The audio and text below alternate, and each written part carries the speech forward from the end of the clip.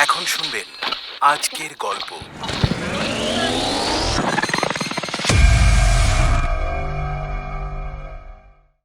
তোমার বাবা কি পৃথিবী শুদ্ধ লোকের কাছে ধার করে গেছেন নাকি? এ শোধ করবে কে? তুমি কি করে করবে শুনি? না দাদা, এই সময় তোমাকে চোখে চোখে না রাখলে আমার তিলার্ধ স্বস্তি থাকবে না। কিন্তু কিন্তু নিয়ে যেতে চাইবি বুঝলে, যে তোকে আমি খবরই দিতাম না। এই অবস্থায় তোমাকে একলা ফেলে রেখে যেতে পারি? হ্যাঁ, না না, তুই ইন্দুর দিক থেকে একবার চেয়ে দেখ দেখি। আমি তো তাকে সুখে রাখতে পারিনি। সুখে থাকতে পারার ক্ষমতা থাকা চাই দাদা। এদিকে তো 50টি টাকা পাঠিয়ে চিঠির উপর চিঠি যাচ্ছিল, কেমন আছো কেমন আছো, সাবধানে থেকো সাবধানে থেকো। কেন, আমি কি কচি খুকি না? 50টি টাকা দাদা আমাকে দিতে পারতেন না? ও টাকা পাঠিয়ে সকলের কাছে আমার মাথা হেঁট করে দেবার কি দরকার ছিল? কি যে তুমি তাকে করেছো তা তুমিই জানো বউ। পাছে অসুস্থ শরীরে তুমি ব্যস্ত হও, এই ভয়ে কোনো মতেই খবর দিতে চাইলেন না। অসুখ সারতেও আমাকে দরকার হয়নি, না সারলেও হয়তো দরকার হতো না।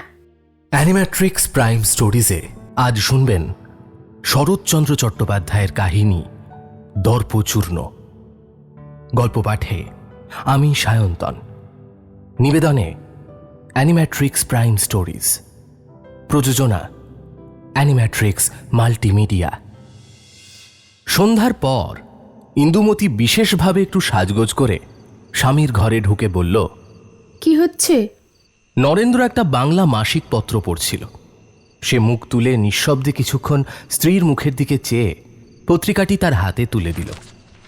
ইন্দু খোলা পাতাটার ওপর চোখ বুলিয়ে নিয়ে ভুরুজোড়া সামান্য কুঁচকে বিস্ময়ের ভঙ্গিতে বলল, এই যে কবিতা দেখছি, তা বেশ। বসে না থাকি বেগার খাটি। দেখি এখানে কি কাগজ? সরস্বতী সপ্রকাশ ছাপালে না বুঝি? নরেন্দ্রর শান্ত দৃষ্টি ব্যথায় ম্লান হয়ে এলো। ইন্দু আবার প্রশ্ন করল, সপ্রকাশ ফিরিয়ে দিলে? না না, সেখানে পাঠাইনি। পাঠিয়ে একবার দেখলে না কেন? সপ্রকাশ সরস্বতী নয়, তাদের কাণ্ডজ্ঞান আছে। এই জন্যই আমি যাতা কাগজ কখনো পড়িনি। আচ্ছা, নিজের লেখা নিজেই খুব মন দিয়ে পড়ো, ভালো কথা। আজ শনিবার, আমি ও বাড়ির ঠাকুরজিকে নিয়ে বায়োস্কোপ দেখতে যাচ্ছি। কমলা ঘুমিয়ে পড়েছে, কাব্যের ফাঁকে মেয়েটার দিকেও একটু নজর রেখো। চললুম। নরেন্দ্র কাগজখানি বন্ধ করে টেবিলের একধারে দিয়ে বলল, যাও। ইন্দু চলে যাচ্ছিল, হঠাৎ একটা গভীর নিঃশ্বাস কানে যেতেই সে ফিরে দাঁড়িয়ে বলল, আচ্ছা, আমি কিছু একটা করতে চাইলেই তুমি অমন করে দীর্ঘ নিঃশ্বাস ফেলো কেন বলো তো? এতই যদি তোমার দুঃখের জ্বালা, মুখ ফুটে বলো না কেন? আমি বাবাকে চিঠি লিখে যা হোক একটা উপায় করি। নরেন্দ্র মুহূর্তকাল মুখ তুলে ইন্দুর দিকে তাকিয়ে রইল। মনে হলো যেন সে কিছু বলবে, কিন্তু কিছুই বলল না। নীরবে মুখ নামিয়ে নিল। নরেন্দ্রর মামাতো বোন বিমলা ইন্দুর সখী। ও রাস্তার মোড়ের ওপরেই তার বাড়ি। ইন্দু গাড়ি দাঁড় করিয়ে ভেতরে প্রবেশ করেই বিস্মিত ও বিরক্ত হয়ে বলল, ও কি ঠাকুরছি, কাপড় পরনি যে, খবর পাওনি নাকি? বিমলা সলজ্জ হাসি মুখে বলল, পেয়েছি বই কি, কিন্তু একটু দেরি হবে ভাই। উনি এইমাত্র একটুখানি বেড়াতে বেরুলেন, ফিরে না এলে তো যেতে পারবো না। ইন্দু মনে মনে অত্যন্ত বিরক্ত হলো। একটা খোঁচা দিয়ে প্রশ্ন করল, প্রভুর হুকুম পাওনি বুঝি? বিমলার সুন্দর মুখখানি স্নিগ্ধ মধুর হাসিতে ভরে গেল। এই খোঁচাটুকু সে যেন ভারী উপভোগ করল। বলল, না, দাসীর আর্জি এখনো পেশ করা হয়নি। হলে যে না মঞ্জুর হবে না সে ভরসা করি। ইন্দু আরও বিরক্ত হলো। প্রশ্ন করল, তবে পেশ হয়নি কেন? খবর তো তোমাকে আমি বেলা থাকতেই পাঠিয়েছিলাম। কি জানি কিসে তোমার হাসি আসে ঠাকুরছি, আমি এমন হলে লজ্জায় মরে যেতুম। আচ্ছা, ঝিকে কিংবা বেহারাটাকে বলে কি যেতে পারো না? বাপরে, তাহলে বাড়ি থেকে দূর করে দেবেন, এই জন্মে আর মুখ দেখবেন না। ইন্দু ক্রোধে বিস্ময়ে অবাক হয়ে গেল। বলল, দূর করে দেবেন? কোন আইনে, কোন অধিকারে শুনি? বাধা কি বউ? তিনি মালিক, আমি দাসী বই তো নয়। তিনি তাড়ালে কে তাকে ঠেকাবে বলো? ঠেকাবে রাজা, ঠেকাবে আইন, সে চুলোয় যাগে ঠাকুরজি। কিন্তু নিজের মুখে নিজেকে দাসী বলে কবুল করতে কি একটুও লজ্জা হয় না? স্বামী কি মোগল বাদশাহ, আর স্ত্রী কি তার কৃতদাসী যে নিজেকে এমন হীন, এমন তুচ্ছ করে গৌরব বোধ করছো? এই ক্রোধটুকু লক্ষ্য করে বিমলা আমোদ বোধ করল। বলল, তোমার ঠাকুরজি যে মুখ্য মেয়ে মানুষ বউ, তাই নিজেকে স্বামীর দাসী বলে গৌরব বোধ করে। আচ্ছা, একটা কথা জিজ্ঞেস করি ভাই, তুমি এই যে এত কথা বলছো, তুমি কি বাড়ি থেকে বেরিয়েছো দাদার হুকুম না নিয়ে? হুকুম? কেন, কি জন্যে? তিনি নিজে যখন কোথাও যান আমার হুকুমের অপেক্ষা করেন কি? আমি যাচ্ছি, শুধু এই কথা তাকে জানিয়ে এসেছি। নিমেষ মাত্র চুপ করে থেকে হঠাৎ উদ্দীপ্ত হয়ে ইন্দু বলল, তবে একথা মানি যে আমার মতো গুণের স্বামী কম মেয়ে মানুষের ভাগ্যে জোটে। আমার কোনো ইচ্ছেতেই তিনি বাধা দেন না। কিন্তু এমন যদি নাও হতো, তিনি যদি নিতান্তই অবিবেচক হতেন, তাহলেও তোমাকে বলছি ঠাকুরজি, আমি নিজের সম্মান 16 আনা বজায় রাখতে পারতুম। কিছুতেই তোমাদের মতো কথা ভুলতে পারতুম না যে আমি সঙ্গিনী, সহধর্মিনী, তার কৃতদাসী নই। জানো ঠাকুরজি, এমনি করেই আমাদের দেশের সমস্ত মেয়ে মানুষ পুরুষের পায়ে মাথা মুড়িয়ে এত তুচ্ছ, এত খেলার পুতুল হয়ে দাঁড়িয়েছে। নিজের সম্ভ্রম নিজে না রাখলে কেউ কি যেচে দেয় ঠাকুরজি? কেউ না। আমার তো এমন স্বামী, তবুও কখনো তাকে আমি একথা ভাববার অবকাশ দিইনি তিনি প্রভু আর আমি স্ত্রী বলেই তার বাদী। আমার নারী দেহেও ভগবান বাস করেন, একথা আমি নিজেও ভুলিনি, তাকেও ভুলতে দিইনি। বিমলা চুপ করে শুনে একটু নিঃশ্বাস ফেলল, কিন্তু তাতে লজ্জা বা অনুশোচনা কিছুই প্রকাশ পেল না। বলল, জানি নে বউ, আত্মসম্ভ্রম আদায় করা কি, কিন্তু তার পায়ে আত্মবিসর্জন দেওয়াটা বুঝি। ওই যে উনি এলেন, একটু বসো না ভাই, আমি শিগগির হুকুম নিয়ে আসি। বলেই হঠাৎ করে একটু মুখ টিপে হেসে দ্রুত পায়ে ঘর থেকে বেরিয়ে গেল। ইন্দু সেই হাসিটুকু দেখতে পেল। তার সমস্ত শরীর রাগে জ্বলে উঠল, যেন রিরি করে আগুন ধরে গেল। বায়োস্কোপ থেকে ফেরার পথে হঠাৎ ইন্দু বলে উঠল, ঠাকুরজি, হুকুম না পেলে তো তুমি আসতে পারতে না। বিমলা পথের দিকে চেয়ে অন্যমনস্ক হয়ে কি জানি কি ভাবছিল। বলল, না। তাই আমার মনে হয় ঠাকুরজি, আমি যখন তখন এসে তোমাকে ধরে নিয়ে যাই বলে তোমার স্বামী হয়তো রাগ করেন। বিমলা মুখ ফিরিয়ে বলল, তাহলে আমি নিজেই বা যাব কেন বউ? বরং আমারই ভয় হয় তুমি এমন করে আসো বলে দাদা হয়তো মনে মনে আমার উপর বিরক্ত হন। তোমার দাদার সে স্বভাব নয়। একে তো কখনো তিনি নিজের অধিকারের বাইরে পা দেন না, তাছাড়া আমার কাজে রাগ করবেন আমি ঠিক জানি। এই স্পর্ধা তার স্বপ্নেও আসে না। বিমলা মিনিট দুই স্থির থেকে গভীর একটা নিঃশ্বাস ফেলে মৃদু কণ্ঠে বলল, বউ, দাদা তোমাকে কি ভালোই না বাসেন, কিন্তু তুমি বোধ করি। এতক্ষণে ইন্দুর মুখে হাসি ফুটল। বলল, তার কথা অস্বীকার করি নে, কিন্তু আমার সম্বন্ধে তোমার সন্দেহ হলো কিসে? তা জানি নে বউ, কিন্তু মনে হয় যেন। কেন হয় যেন ঠাকুরজি? তোমাদের মতো পায়ে লুটিয়ে পড়া ভালোবাসা আমার নেই বলে। আর ঈশ্বর করুন আমার নারী মর্যাদাকে ডিঙিয়ে যেন কোনোদিন আমার ভালোবাসা মাথা তুলে উঠতে না পারে। যে ভালোবাসা আমার স্বাধীন সত্তাকে লঙ্ঘন করে যায়, সে ভালোবাসাকে আমি আন্তরিক ঘৃণা করি। বিমলা গোপনে শিউরে উঠল।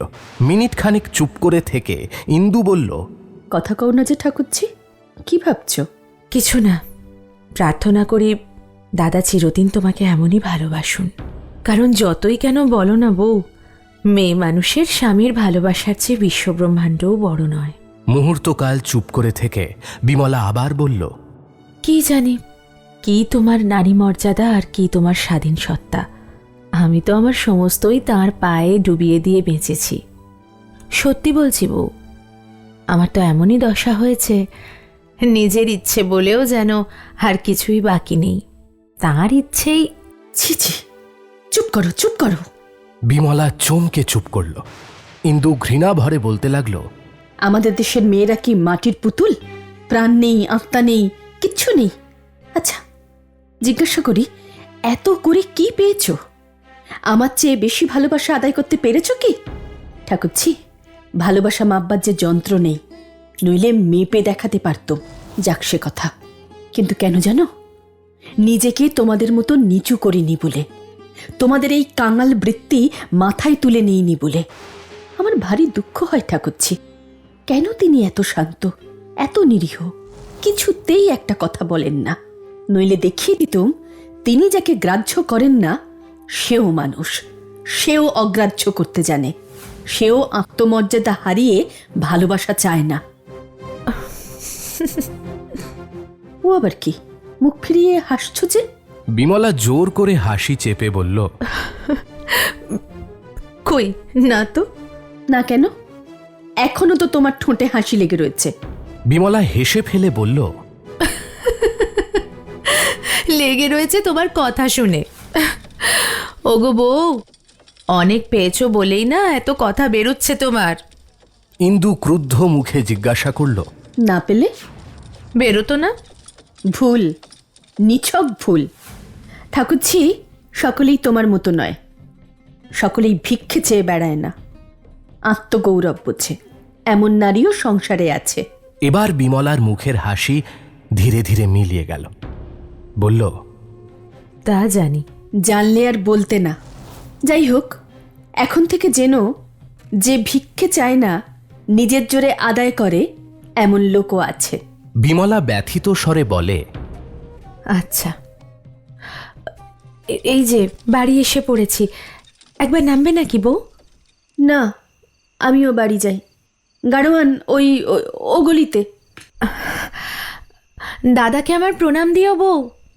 দেব। গাড়োয়ান চলো। আর নেই, সংসার খরচের কিছু টাকা দিতে হবে যে। স্ত্রীর প্রার্থনায় নরেন্দ্র আশ্চর্য হল। বলল, এর মধ্যেই 200 টাকা ফুরিয়ে গেল। না গেলে কি মিথ্যে কথা বলছি, না লুকিয়ে রেখে চাইছি? হ্যাঁ, নরেন্দ্র চোখে মুখে এক ভয়ের ছায়া নেমে এলো। টাকা কোথায়, কিভাবে জোগাড় করবে? ইন্দু সেই মুখের ভাব দেখল, কিন্তু ভুল বুঝল। বলল, বিশ্বাস না হয় এখন থেকে একটা খাতা দিও, হিসেব লিখে রাখবো। কিংবা এক কাজ করো না, খরচের টাকা করি নিজের হাতেই রেখো, তাতে তোমারও ভয় থাকবে না, আমিও সংশয়ের লজ্জা থেকে রেহাই পাবো। বলে তীব্র দৃষ্টিতে চেয়ে দেখল তার মুখের গাঢ় ছায়া বেদনায় গাঢ়তর হয়েছে। নরেন্দ্র ধীরে ধীরে বলল, না, অবিশ্বাস করি নে, কিন্তু কিন্তু কি, বিশ্বাস হয় না এই তো? আচ্ছা যাচ্ছি, যতটা পারি হিসেব লিখে আনি। উফ, কি সুখের ঘরকন্যাই হয়েছে আমার। বলে সক্রোধে ঘর ছেড়ে চলে গেল। কিন্তু তৎক্ষণাৎ ফিরে এসে বলল, কিন্তু কেন, কিসের জন্য হিসেব লিখতে যাব? আমি কি মিথ্যে বলি? আমার মামাতো বোনের বিয়েতে কাপড় জামা লাগলো 50 টাকার ওপর। মেয়ে কমলার জামা দুটোর দাম 12 টাকা। সেদিন বায়োস্কোপে খরচ হলো 10-12 টাকা। এবার খতিয়ে দেখো দেখি বাকি থাকে কত।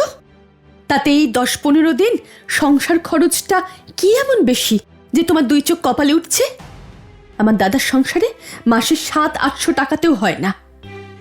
সত্যি বলছি, এমন করলে আমি তো আর ঘরে টিকতে পারি না। তার চেয়ে বরং স্পষ্ট বলো, দাদা মেদিনীপুরে বদলি হয়েছেন, আমি মেয়ে নিয়ে চলে যাই। আমিও জুড়োই, তুমিও বাঁচো। নরেন্দ্র অনেকক্ষণ ঘাড় হেঁট করে থেকে মুখ তুলে বলল, এ বেলায় তো হবে না, দেখি যদি ও বেলায় কিছু জোগাড় করতে পারি। তার মানে যদি জোগাড় করতে না পারো তো উপোস করতে হবে নাকি? দেখো, কালই আমি মেদিনীপুর যাব, কিন্তু তুমি এক কাজ করো, এই দালালি ব্যবসা ছেড়ে দিয়ে দাদাকে ধরে একটা চাকরি জোগাড় করে নাও, তাতে বরঞ্চ ভবিষ্যতে থাকবে ভালো। কিন্তু যা পারো না তাতে হাত দিয়ে নিজেও মাটি হয়েও না, আমাকেও নষ্ট করো না। নরেন্দ্র জবাব দিল না। ইন্দু আরও কি বলতে যাচ্ছিল, কিন্তু এই সময় বেহারাটা এসে বলে, মা, শম্ভুবাবু এসেছেন। পরক্ষণেই বাইরে জুতোর শব্দ শোনা গেল।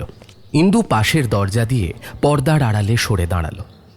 শম্ভুবাবু মহাজন, নরেন্দ্রর পিতা প্রচুর ঋণ করে মারা গেছেন। সেই ঋণের তাগাদা দিতে শম্ভুবাবু প্রায়ই আসেন, আজও এসেছেন। তিনি ধীরে শান্ত কণ্ঠে এমন কিছু কথা বললেন যা একবার শুনলেই যে কোনো স্বাভাবিক লজ্জাশীল মানুষ নিজের মাথা বিক্রি করে দিতেও পিছুপা হবে না। শম্ভুবাবু চলে গেলে ইন্দু আবার সামনে এসে দাঁড়ালো, জিজ্ঞেস করলো, ইনিকে? শম্ভুবাবু, তারপরে? ইনি কিছু টাকা পাবেন, তাই চাইতে এসেছিলেন। সে টের পেয়েছি, কিন্তু ধার করেছিলে কেন? নরেন্দ্র এই প্রশ্নের জবাবটা একটু ঘুরিয়ে দিল, বলল, বাবা হঠাৎ মারা গেলেন, তাই। ইন্দু অতিশয় রুক্ষ স্বরে বলল, তোমার বাবা কি পৃথিবী শুদ্ধ লোকের কাছে ধার করে গেছেন নাকি? এ শোধ করবে কে? তুমি? কি করে করবে শুনি? এতগুলো প্রশ্নের এক নিঃশ্বাসে জবাব দেওয়া যায় না। ইন্দু নিজেও সেজন্য অপেক্ষা করে রইল না, তৎক্ষণাৎ বলল, বেশ তো, তোমার বাবা না হয় হঠাৎ মারা গেছেন, কিন্তু তুমি তো হঠাৎ বিয়ে করনি। বাবাকে এইসব ব্যাপারে তোমার জানানো উচিত ছিল। আমাকে গোপন করাও তোমার কর্তব্য হয়নি। লোকের মুখে শুনি তুমি ভারী ধর্মভীরু লোক, বলি এসব বুঝি তোমার ধর্মশাস্ত্রে লেখে না? বলেই ঠিক যেন যুদ্ধ করে স্বামীর মুখের দিকে চেয়ে রইল। কিন্তু হায়, যার উপর এতগুলো সূক্ষ্ম বাণ এমন নির্মমভাবে বর্ষিত হল, ভগবান কি তাকে সংসারে পাঠিয়েছেন সম্পূর্ণ নিরস্ত্র নিরুপায় করে? কাউকে কোনো কারণেই পাল্টা আঘাত দেওয়ার সামান্য ক্ষমতাটুকুও তার নেই। আছে কেবল সহ্য করার শক্তি। সব আঘাতের যন্ত্রণা তার ভেতরে পাক খেয়ে খুব অল্প সময়ের মধ্যেই স্তব্ধ হয়ে যেত। কিন্তু আজ সে সামান্য সময়টুকুও পেল না। শম্ভুবাবুর কটু কথার জ্বালা এখনো ঠান্ডা হয়নি, তার মধ্যেই ইন্দু আরো প্রবল জ্বালার আগুন ঢেলে দিল। এই অসহ্য দহনে নরেন্দ্র একবার যেন কঠোরভাবে কিছু বলতে উঠল, কিন্তু শেষ রক্ষা করতে পারল না। অক্ষমের ব্যর্থ গর্জন মাথা তুলেই ধসে পড়ে গেল। শুধু অস্পষ্ট স্বরে বলল, বাবার সম্বন্ধে তোমার কি এমন করে বলা উচিত? না, উচিত নয়, কিন্তু আমার উচিত অনুচিতের কথা তোমাকে মীমাংসা করে দিতে তো বলিনি। কেন তোমাদের সমস্ত ব্যাপার আমার বাবাকে খুলে বলনি? আমি কিছুই গোপন করিনি ইন্দু। তাছাড়া তিনি বাবার বাল্য বন্ধু ছিলেন, নিজেই সমস্ত জানতেন। তাহলে বলো, সব জেনে শুনেই আমার বাবা আমাকে জলে ফেলে দিয়েছেন? নরেন্দ্র অসহ্য ব্যথা ও বিস্ময়ে স্তম্ভিত হয়ে চেয়ে থেকে মাথা নিচু করল। স্ত্রীর এই রাগ সত্যি নাকি শুধুই কলহের ছল, হঠাৎ করে যেন সে ঠিক বুঝে উঠতে পারল না।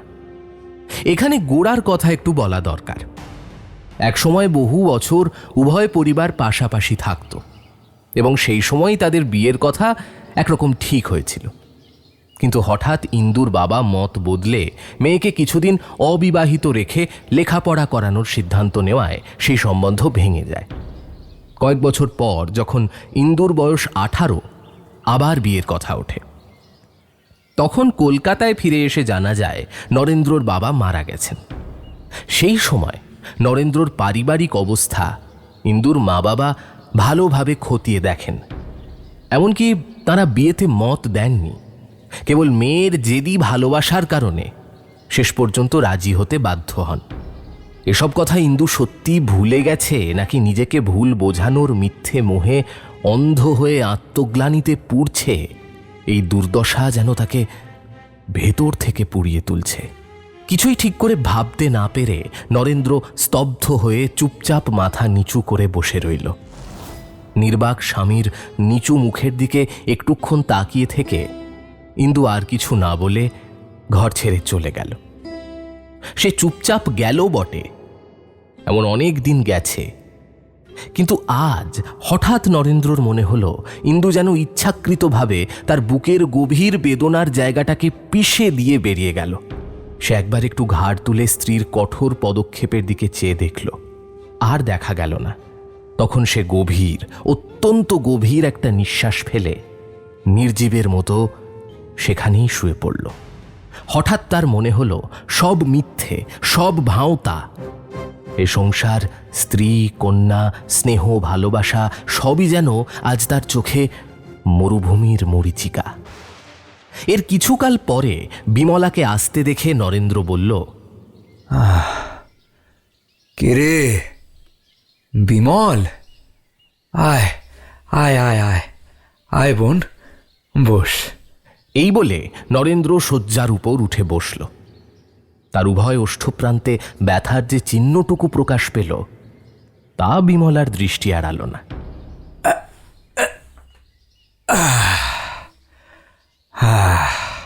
অনেক দিন দেখিনি দিদি, ভালো আছিস তো? বিমলার চোখ দুটো ছলছল করে উঠল। সে ধীরে ধীরে শয্যাপ্রান্তে এসে বলল, কেন দাদা, তোমার অসুখের কথা আমাকে এতদিন জানাওনি কেন? অসুখ তেমন কিছুই ছিল না রে বোন, শুধু সেই বুকের ব্যথাটা একটু।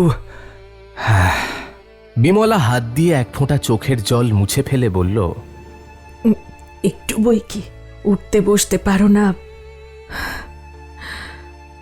তা ডাক্তার কি বললে? ডাক্তার? না না, ডাক্তার কি হবে রে, ও আপনি সেরে যাবে। ডাক্তার পর্যন্ত ডাকাওনি? কদিন হলো? কদিন? এই তো সেদিন রে, এই 3-7 হবে বোধ হয়। 7 দিন? তাহলে বউ সমস্ত দেখেই গেছে? না না, দেখে যায়নি বোধ হয়। অসুখ আমার নিশ্চয় সে বুঝতে পারেনি। আমি তার যাবার দিনও উঠে গিয়ে বাইরে বসেছিলুম। না না, হাজার হোক তাই কি তোরা পারিস বোন? বউ তাহলে রাগ করে গেছে বলো?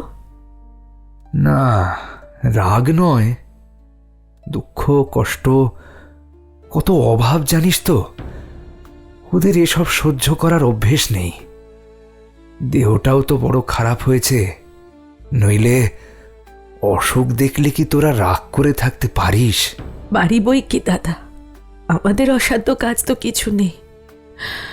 নাহলে তোমরা বিছানায় শোয়া না পর্যন্ত আর আমাদের চোখে পড়ে না।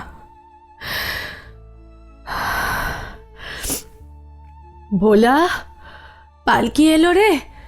আনতে পাঠিয়েছি মা। এ কি, এর মধ্যেই যাবি দিদি? এখনো তো সন্ধে হয়নি রে, আর একটু বস না। না দাদা, সন্ধে হলে হিম লাগবে। ভোলা, পালকি একেবারে ভিতরে আনিস, বুঝলি? ভিতরে কেন বিমল? ভেতরেই ভালো দাদা, এই ব্যথা নিয়ে তোমার বাইরে গিয়ে উঠতে কষ্ট হবে। আমাকে নিয়ে যাবি? এই পাগল দেখো, আরে কি হয়েছে যে এত কাণ্ড করতে হবে? ওহ, এ তো আমার প্রায়ই হয়, আবার সেরেও যায়। তাই যাক দাদা, কিন্তু ভাই তো আমার আর নেই যে তোমাকে হারালে আর একটা পাবো। ওই যে পালকি, এই র্যাপারখানা বেশ করে গায়ে জড়িয়ে নিও। বলা, আর একটু এগিয়ে আনতে বল না। না দাদা, এ সময় তোমাকে চোখে চোখে না রাখলে আমার তিলার্ধ স্বস্তি থাকবে না। কিন্তু কিন্তু নিয়ে যেতে চাইবি বুঝলে, যে তোকে আমি খবরই দিতুম না। তোমাদের বোঝা তোমাদেরই থাক দাদা, আমাকে আর শুনিও না। আচ্ছা, কি করে মুখে আনলে বলো তো? এই অবস্থায় তোমাকে একলা ফেলে রেখে যেতে পারি? হ্যাঁ, সত্যি কথা বলো। তবে চল যাই। দাদা, কি রে? আজ রাত্রেই বউকে একখানা টেলিগ্রাম করে দিই, কাল সকালেই চলে আসুক। না না না না না, সে দরকার নেই। কেন নেই? মেদিনীপুর তো বেশি দূরে নয়, একবার আসুক না, না হয় আবার চলে যাবে। না রে বিমল, না, সত্যি তার দেহটা ভালো নেই, 2 দিন জুড়োক। একটুখানি থেমে নরেন্দ্র বলল, বিমল, আমি তোর কাছে থেকে ভালো না হতে পারি তো আর কিছুতেই পারবো না। তা রে, আমি যে যাচ্ছি, তোর স্বামী গগনবাবু শুনেছেন? তুমি না দাদা, তিনি তো এখনো অফিস থেকেই বেরেননি। তবে তবে আবার কি? তোমার ভয় নেই দাদা, তার বেশ বড় বড় 2 চোখ আছে, আমরা গেলেই তিনি দেখতে পাবেন। নরেন্দ্র বিছানায় শুয়ে পড়ে বলল, বিমল, আমার যাওয়া তো হতে পারে না। কেন? না মানে, গগনবাবুর অমতে অমত করলে মাথা খুঁড়ে মরবো দাদা। একটা বাড়ির মধ্যে কি ভিন্ন ভিন্ন মত থাকে যে আমাকে অপমান করছো? অপমান করছি? তুই ঠিক জানিস বিমল, ভিন্ন মত থাকে না। বিমলা দরকারি বস্ত্র গুছিয়ে নিচ্ছিল। বলল, না দাদা, আজ ব্যথাটা ততটা টের পাচ্ছ না? না না না, এক্কেবারে না। আচ্ছা দাদা, এই 16-17 দিনের মধ্যে বউ একখানা চিঠি পর্যন্ত দিলে না? না না, দিয়েছেন বই কি, পৌঁছনোর সংবাদ দিয়েছিলেন। কালও তো একখানা পেয়েছি, বরং আমি জবাব দিতে পারিনি রে ভাই। বিমলা মুখ ভার করে নিঃশব্দে তাকিয়ে রইল। নরেন্দ্র লজ্জায় কুণ্ঠিত হয়ে বলতে লাগল, সেখানে গিয়ে পর্যন্ত সে ভালো নেই। সর্দি কাশি, পরশু নাকি একটু জ্বরের মতো হয়েছিল, তবু তার উপরেই সে চিঠি লিখছেন। আজ তাই বুঝি সেখানে টাকা পাঠিয়ে দিলে? নরেন্দ্র অধিকতর লজ্জিত হয়ে পড়ল। বলল, কিছুই তো তার হাতে ছিল না। বাড়ির পাশেই একটা মেলা বসেছে, লিখেছেন সেটা শেষ হয়ে গেলেই সে ফিরতে পারবে। কাল আমিও একখানা 4 পাতা জোড়া চিঠি পেয়েছি। পেয়েছিস? পাবি বই কি। তার জবাবটা? তোমার ভয় নেই দাদা, তোমার অসুখের কথা লিখবো না তাকে। আমার নষ্ট করবার মতো অত সময় নেই। এই বলে বিমলা ঘর ছেড়ে চলে গেল। সন্ধ্যার প্রাক্কালে খোলা জানলার ভেতর দিয়ে লাল আকাশের দিকে তাকিয়ে নরেন্দ্র স্তব্ধভাবে বসেছিল। বিমলা আবার ঘরে ঢুকে বলল, চুপ করে কি ভাবছো দাদা? নরেন্দ্র মুখ ফিরিয়ে নিয়ে বলল, কিছুই ভাবি নে বোন, মনে মনে তোকে আশীর্বাদ করছিলুম, যেন এমনই সুখে তোর চিরদিন কাটে। বিমলা কাছে এসে তার পায়ের ধুলো মাথায় নিয়ে একটা চৌকির ওপর বসল। আচ্ছা, দুপুরবেলা অত রাগ করে চলে গেলি কেন বলতো? আমি অন্যায় সইতে পারি নে। কেন তুমি অত? অত কি বল? না না, তুই ইন্দুর দিক থেকে একবার চেয়ে দেখ দেখি। আমি তো তাকে সুখে রাখতে পারিনি। সুখে থাকতে পারার ক্ষমতা থাকা চাই দাদা। সে যা পেয়েছে এত কজন পায় বলো তো? কিন্তু সৌভাগ্যকে মাথায় তুলে নিতে হয়, নইলে। কথাটা শেষ করবার আগেই বিমলা লজ্জায় মাথায় হেঁট করল। নরেন্দ্র নীরবে স্নিগ্ধ সস্নেহ দৃষ্টিতে বোনের সর্বাঙ্গ অভিষিক্ত করে দিয়ে কিছুক্ষণ পরে বলল, বিমল, লজ্জা করিস নে দিদি। সত্য বলতো, তুই কখনো ঝগড়া করিস নে? উনি বলেছেন বুঝি, তা তো বলবেনি। না, গগনবাবু কিছুই বলেননি। আমি তোকেই জিজ্ঞাসা করছি। তোমাদের সঙ্গে ঝগড়া করে কে পারবে বলো তো? শেষে হাতে পায়ে পড়ে। ওখানে কে দাঁড়িয়ে? কে? আমি গগনবাবু। থামলে কেন, বলে যাও। ঝগড়া করে কার হাতে পায়ে কাকে পড়তে হয় কথাটা শেষ করে ফেলো। যাও, যে সাধু পুরুষ লুকিয়ে শোনে তার কথার আমি জবাব দিইনি। বলে বিমলা কৃত্রিম ক্রোধের আড়ালে হাসি চেপে দ্রুত পদে বেরিয়ে গেল। নরেন্দ্র সুদীর্ঘ নিঃশ্বাস ফেলে মোটা তাকিয়াটায় হেলান দিয়ে বসল। গগনবাবু বললেন, এবেলায় কেমন আছো হে? এই তো ভালো হয়ে গেছি। এবারে বিদায় দাও ভাই। বিদায় দাও? ব্যস্ত হয়েও না হে, দুদিন থাকো। তোমার এই বোনটির আশ্রয়ে যে জটা দিন বাস করতে পায় তার তত বৎসর পরমায়ু বৃদ্ধি হয়, সে খবর জানো? জানি নে বটে, কিন্তু সম্পূর্ণ বিশ্বাস আমি করি। গগনবাবু দুই চোখ বিস্ফারিত করে বললেন, বিশ্বাস করি কি হে, এ যে প্রমাণ করা কথা। বাস্তবিক নরেনবাবু, এমন রত্ন সংসারে পাওয়া যায়। ভাগ্য ভাগ্য ভাগ্যং ফলতি। কি হে কথাটা? নইলে আমার মতো হতভাগা যে এ বস্তু পায়, এ তো স্বপ্নের অগোচর। না হে না, থেকে যাও দুদিন। এমন সংসার ছেড়ে স্বর্গে গিয়েও আরাম পাবে না, তা বলে দিচ্ছি ভাই। বিমলা খুব দূরে যায়নি, পর্দার ঠিক আড়ালেই কান পেতে দাঁড়িয়েছিল। চোখ মুছে উঁকি মেরে সেই প্রায় অন্ধকার ঘরেও স্পষ্ট দেখতে পেল। তার স্বামীর কথাগুলো শুনে নরেনদাদার মুখটা একবার দপ করে জ্বলে উঠে যেন সঙ্গে সঙ্গেই ছাই হয়ে গেল। দিন 15 পর দুপুরের ট্রেনে ইন্দু মেয়েকে নিয়ে মেদিনীপুর থেকে ফিরে এলো। স্ত্রী ও কন্যাকে সুস্থ এবং সবল দেখে নরেন্দ্রর শীর্ণ বিবর্ণ মুখ মুহূর্তেই আলোয় ভরে উঠল। আগ্রহ ভরে ঘুমন্ত কন্যাকে বুকে টেনে নিয়ে সে জিজ্ঞেস করল, কেমন আছো ইন্দু? বেশ আছি। কেন? তোমার জ্বরের মতো হয়েছিল শুনে ভারী ভাবনা হয়েছিল আমার। সেরে গেছে? না হলে ডাক্তার ডাকাবে নাকি? নরেন্দ্রর হাসি মুখ মলিন হয়ে গেল। বলল, না, তাই তো জিজ্ঞাসা করছি। কি হবে করে? এদিকে তো 50টি টাকা পাঠিয়ে চিঠির উপর চিঠি যাচ্ছিল। কেমন আছো, কেমন আছো, সাবধানে থেকো, সাবধানে থেকো। কেন? আমি কি কচি খুকি?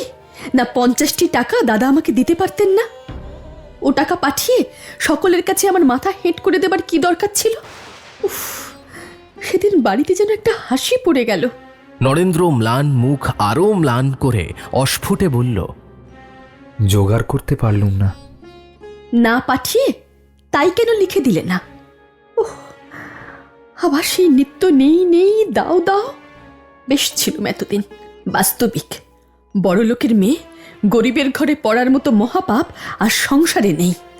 বলেই সেই পরম সত্য দিয়ে স্বামীর হৃদয় পূর্ণ করে ইন্দু অন্যত্র চলে গেল। মাসাধিক পর স্বামী স্ত্রীর এ ছিল প্রথম দেখা। বাইরে এসে ইন্দু একটু এদিক ওদিক তাকিয়ে নিজের শোবার ঘরে ঢুকে ভারী আশ্চর্য হয়ে দেখল, বাড়ির অন্যান্য জায়গার মতো এখানেও সব কিছু নিয়ম মাফিক পরিষ্কার পরিচ্ছন্ন করা হচ্ছে। সে জিজ্ঞেস করল, এত ঝাড়া মোছা হচ্ছে কেন রে? নতুন ঝি বলল, আপনি আসবেন বলে। আমি আসবো বলে? হ্যাঁ মা, বাবু তাই তো বলে দিলেন। আপনি ময়লা কিছু দেখতে পারেন না আজ 3 দিন থেকে, তাই। ইন্দু অন্তরের মধ্যে একটা বড় রকমের গর্ব অনুভব করল, কিন্তু সহজভাবে বলল, ময়লা আবার কে দেখতে পারে? তবু ভালো যে। হ্যাঁ মা, লোক লাগিয়ে উপর নিচে সমস্ত সাফ করা হয়েছে। শোনো, রামটহলটাকে একবার ডেকে দাও তো, বাজার থেকে কিছু ফলমূল কিনে আনুক। ফল টল তো সব আছে মা। বাবু আজ সকালে নিজে বাজারে গিয়ে সমস্ত খুঁটিয়ে কিনে এনেছেন। ডাব আছে? আঙুর আছে বই কি, এখনই নিয়ে আসছি। বলেই দাসী চলে গেল। ইন্দুর মুখ থেকে বিরক্তির মেঘ পুরোপুরি সরে গেল।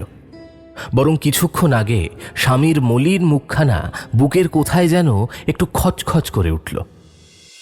2 ঘন্টা বিশ্রাম করে সে প্রসন্ন মুখে স্বামীর বসার ঘরে ঢুকে দেখল নরেন্দ্র চশমা খুলে খুব ঝুঁকে বসে কিছু লিখছে। ইন্দু বলল, অত মন দিয়ে কি লেখা হচ্ছে? কবিতা? নরেন্দ্র মুখ তুলে বলল, না, কি তবে? ও কিছু না। বলে সে লেখাগুলো চাপা দিয়ে রাখল। ইন্দুর প্রসন্ন মুখ মেঘাবৃত হয়ে উঠল। বলল, তাহলে কিছু নয়ের উপর অত ঝুঁকে না পড়ে বরং যাতে দুঃখ কষ্ট ঘোচে এমন কিছুতেই মন দাও। শুনলুম দাদার হাতে নাকি গোটাকতক চাকরি খালি আছে। বলেই ইন্দু ভালো করে স্বামীর মুখের দিকে তাকিয়ে রইল। সে জানে চাকরি করার প্রসঙ্গটি নরেন্দ্রকে চিরকাল আঘাত দেয়, কিন্তু আজ আশ্চর্য হয়ে দেখল সেই আঘাতের কোনো বেদনাই তার মুখে ফুটে উঠল না। নরেন্দ্র শান্তভাবে বলল, চাকরি করবার লোকও সেখানে আছে। এই সম্পূর্ণ অপ্রত্যাশিত উত্তরে ইন্দু ক্রোধে জ্বলে উঠল। কিছুক্ষণ অবাক হয়ে থেকে বলল, তা জানি, কিন্তু সেখানে আছে, এখানে নেই নাকি? আজকাল ভালো কথা বললে যে তোমার মন্দ হয় দেখছি। ঘরের কোণে ঘাড় গুজে বসে কবিতা লিখতে তোমার লজ্জা করে না? এই বলে সে চোখ মুখ রাঙা করে ঘর ছেড়ে গেল। বাইরে দেখা হলো বিমলার সঙ্গে। বিমলা বলে, হ্যাঁ, এই যে বউ, কখন এলে? পরশু দুপুরবেলা। পরশু দুপুরবেলা? তাই এত তাড়াতাড়ি আজ সন্ধেবেলায় দেখা দিতে এসেছো? না ভাই বউ, টানটা এবার একটু কম করো দেখি। ইন্দু ঘাড় নেড়ে বলল, চিঠি লিখে জবাব পর্যন্ত পাইনি। আমি একা আর কত টানবো ঠাকুরছি? জবাব পাওনি? সে না পাওয়াই 4 পাতার জবাব 4 ছত্র তো। তখন এতটুকু সময় ছিল না ভাই। এ ঘরে দাদা যদি বা একটু সারলেন, ও ঘরে আমার নতুন ভাড়াটে যায়। ইন্দু কথাটার এক বর্ণ বুঝল না, হাঁ করে চেয়ে রইল। বিমলা সেদিকে মনোযোগ না করে বলতে লাগলো। সেই মঙ্গলবারটা আমার চিরদিন মনে থাকবে জানো। 7 দিনের দিন খবর পেয়ে দাদাকে নিয়ে এলুম। তার 2 দিন পরে দাদার বুকের ব্যথার যেমন বাড়াবাড়ি, অম্বিকাবাবুর অসুখটাও তেমনি বেড়ে উঠল। তোমাকে সে কি বলবো বউ, সেঁক দিতে দিতে আর ফোমেন্ট করতে করতে বাড়ি শুদ্ধ লোকের হাতের চামড়া উঠে গেল। সারা দিন রাত কারুর নাওয়া খাওয়া পর্যন্ত হলো না। হ্যাঁ, সতীসাধ্যি বলি ওই অম্বিকাবাবুর স্ত্রীকে। ছেলে মানুষ বউ, কিন্তু কি যত্ন, কি স্বামী সেবা। তার পুণ্যেই এ যাত্রা তিনি রক্ষা পেয়ে গেলেন জানো। নইলে ডাক্তার বুদ্ধির অত সাধ্য ছিল না। অম্বিকা বাবুকে? কি জানি, ঘাটালের কাছে কোথায় যেন বাড়ি। চিকিৎসার জন্য এখানে এসে আমাদের ওই পাশে বাড়িটা ভাড়া নিয়েছেন। লোকজন নেই, পয়সা কড়িও নেই, শুধু বউটি। তোমাদের দাদার বুঝি খুব বেড়েছিল? বিমলা ওষ্ঠাধর কুঞ্চিত করে বলল। সে রাতে আমার তো সত্যিই ভয় হয়েছিল জানো। ওই তাকের ওপর ওষুধের খালি শিশিগুলো চেয়ে দেখো না। 3 জন ডাক্তার আর। আচ্ছা বউ, দাদা বুঝি এসব কথা তোমাকে চিঠিতে লেখেনি? না। এখানে এসে বুঝি সব শুনলে? হ্যাঁ। আমি তো তোমাকে প্রথম দিনেই টেলিগ্রাম করতে চেয়েছিলুম জানো। মাত্র 2-3 ঘন্টার পর তুমি স্বচ্ছন্দে চলে আসতে পারতে, কিন্তু দাদা কিছুতেই দিলেন না। কি যে তুমি তাকে করেছো তা তুমিই জানো বউ। পাছে অসুস্থ শরীরে তুমি ব্যস্ত হও, এই ভয়ে কোনো মতেই খবর দিতে চাইলেন না। যাক, ঈশ্বরের ইচ্ছে ভালো হয়ে গেছে সব। নইলে নইলে তার কি হতো ঠাকুরজি? অসুখ সারতেও আমাকে দরকার হয়নি, না সারলেও হয়তো দরকার হতো না। বলেই ইন্দু উঠে গিয়ে ওষুধের শূন্য আর অর্ধশূন্য শিশিগুলো নাড়াচাড়া করে লেবেলের লেখা পড়তে লাগলো। কিন্তু এ কি হলো? কখনো যা হয়নি। আজ হঠাৎ করে তার চোখ দুটো অশ্রুতে ঝাপসা হয়ে গেল। কেন? সে কি কেউ নয় যে এত বড় একটা ঘটনা ঘটে গেল অথচ তাকে জানানো পর্যন্ত হলো না? এমনকি সে নিজেও তো চিঠিতে নিজের অসুস্থতার কথা লিখেছিল। তবু কেউ মনে করল না যে তাকে খবর দেওয়া দরকার। তিনি সুস্থ হয়ে উঠেও তো কতগুলো চিঠিতে কত কথা লিখলেন, শুধু নিজের অসুস্থতার কথাটাই বললেন না। ঠিক আছে, এখানে এসেও তো 3 দিন হয়ে গেল, তবুও কি একবার মনে হলো না? ইন্দুর তীব্র অভিমানের সুর বিমলা টের পাচ্ছিল। ফিরে এসে বলল, বউ, শিশি বোতল নাড়াচাড়া করে আর কি হবে বলো? ওরা তো কখনো মিথ্যে সাক্ষী দেবে না, তা যতই ওদের জেরা করো না কেন। এসো, তোমার চা দেওয়া হয়েছে, চলো। ইন্দু অলক্ষ্যে চোখের জল মুছে ফেলল। তার কাছে এসে দাঁড়ালো। চা খাওয়া শেষ হলে বিমলা কি জানি ইচ্ছে করে আঘাত দিল কিনা বলল, সে এক হাসির কথা বউ জানো। এক বাড়িতে 2 রোগী, কিন্তু দুজনের কি আশ্চর্য ভিন্ন ব্যবস্থা। হ্যাঁ, দাদা মরো হয়েও তোমাকে খবর দিতে দিলেন না, পাছে ব্যস্ত হও, পাছে তোমার শরীর খারাপ হয়। আর ওদিকে অম্বিকাবাবু এক দণ্ড ওর স্ত্রীকে সুমুখ থেকে নড়তে দিলেন না। তার ভয়, সে চোখের সুমুখ থেকে গেলেই নাকি তার প্রাণটা বেরিয়ে যাবে। এমনকি সে ছাড়া তিনি কারো হাতে বিশ্বাস করে ওষুধ পর্যন্ত খেতেন না জানো। এমন কখনো শুনেছ বলো? আমাদের একে তোমরা সবাই তামাশা করো, কিন্তু অম্বিকাবাবুরা সবাইকে ডিঙিয়ে গেছেন। খেটে খেটে এই মেয়েটির ঠিক মরার মতো আকৃতি হয়েছে জানো। এই বলে উঠে দাঁড়ালো, বলল, আরেকদিন এসে তোমার সতীসাধ্যী বউটির সঙ্গে আলাপ করে যাব। আজ গাড়ি এসেছে, চললুম।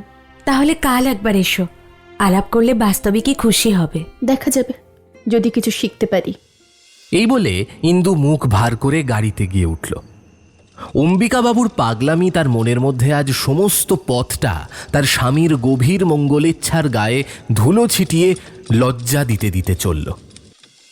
2 দিন পরে কথায় কথায় ইন্দু অত্যন্ত বিরক্ত হয়ে বলে উঠল, যদি সত্যি কথা শুনলে রাগ না করো তাহলে বলি ঠাকুরছি, বিয়ে করা তোমার দাদারও উচিত হয়নি, এই অম্বিকা বাবুরও হয়নি। কেন?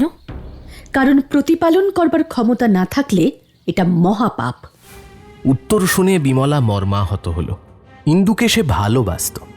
খানিক পরে বলল, অম্বিকাবাবুর অন্যায় হয়ে থাকতে পারে, কিন্তু তাই বলে তার স্ত্রী নিজের কর্তব্য করবে না? তাকে তো মরণ পর্যন্ত স্বামী সেবা করতে হবে নাকি? কেন হবে? তিনি অন্যায় করবেন, যাতে অধিকার নেই তাই করবেন, তার ফল ভোগ করব আমরা? তুমি ইংরেজি পড়নি, আর 5টা সভ্য সমাজের খবর রাখো না, নইলে বুঝিয়ে দিতে পারতুম কর্তব্য শুধু একদিকে থাকে না, হয় দুদিকে থাকবে, না হয় থাকবে না। পুরুষেরা কথা আমাদের বুঝতে দেয় না বলেই আমরা অম্বিকা বাবুর স্ত্রীর মতো মৃত্যুপণ করে সেবা করি। বিমলা মুহূর্তকাল তাকিয়ে বলল, না হলে করতাম না? বউ, সেবা করাটা কি স্ত্রীর বড় দুঃখের কাজ বলে মনে করো?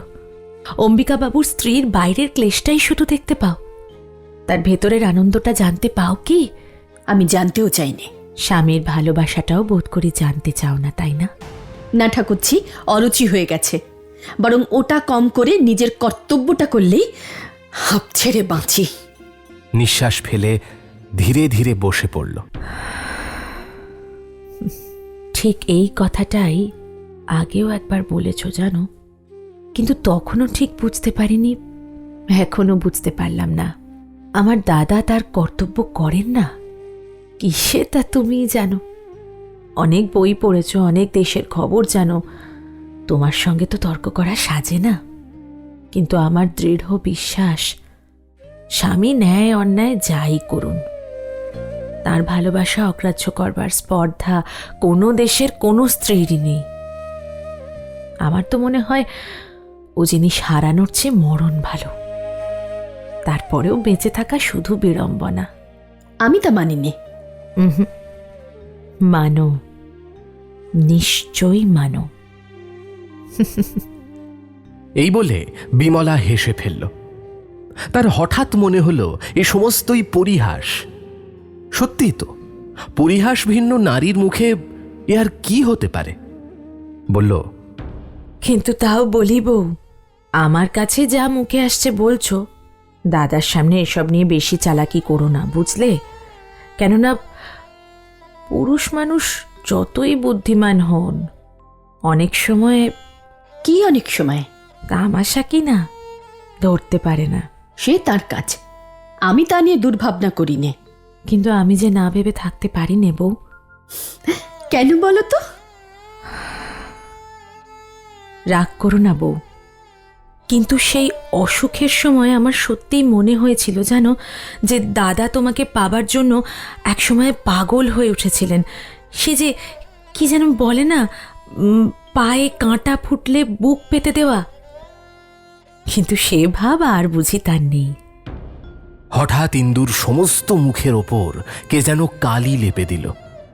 তারপরে সে জোর করে শুকনো হাসি টেনে এনে বলল, তোমাকে সহস্র ধন্যবাদ ঠাকুরছি। তোমার দাদাকে বলো আমি ভ্রুক্ষেপও করি নে।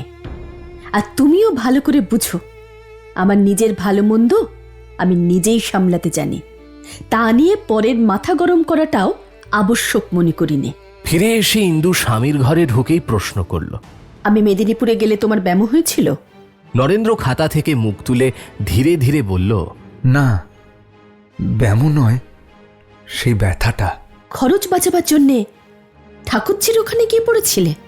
স্ত্রীর এই অত্যন্ত কটু ইঙ্গিতে নরেন্দ্র খাতাটার উপর পুনর্বার ঝুঁকে পড়ে কয়েক মুহূর্ত চুপ থেকে মৃদু কণ্ঠে বলল, বিমল এসে নিয়ে গিয়েছিল।